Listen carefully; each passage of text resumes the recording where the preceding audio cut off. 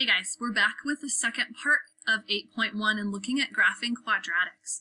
Okay, so here's where our notes started yesterday, and we're going to kind of continue on with those because now we're just using this information and applying it to some real life problems. And this is where everyone gets like, I hate word problems, but that's where math comes to life. So we're going to spend some time on that today.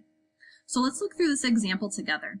The diagram at the left, right, which we can't really see because my screen is little, there's our diagram, shows the cross-section of a satellite dish where x and y are measured in meters. Find the width and the depth of the dish. So first, we want to kind of draw out our little picture of what's the width mean and what does the depth mean, okay? So we're going to use the domain, which we know is all real numbers, in a general quadratic. Here, I can see that I'm limited here because a satellite dish does end. So if I'm looking at the width, I can see my satellite dish goes from this point across to this point. And I can see I start at a -2 and I go to a +2. So I always want to think like if I was walking along this axis, I would have walked 4 meters. So that's going to be the width of that satellite dish is 4 meters.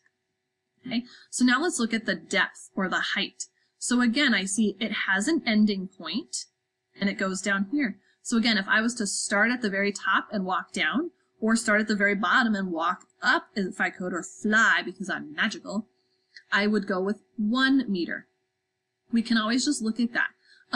We really and truly, the cool thing is we didn't actually need this equation. Most of these real life things you'll give the equation, but it's a lot easier to just look at the graph and kind of see what we're looking at. So this satellite dish is 4 meters wide and 1 meter deep. So really that's kind of it for our problems today. So now here's just the rest of our problems in our book. So now that we've looked through that real life problem together, now you're going to go ahead and finish that assignment that you started yesterday for 8.1 and really just finish up those couple of word problems. Let me know whenever you get stuck and I'll talk to you guys soon.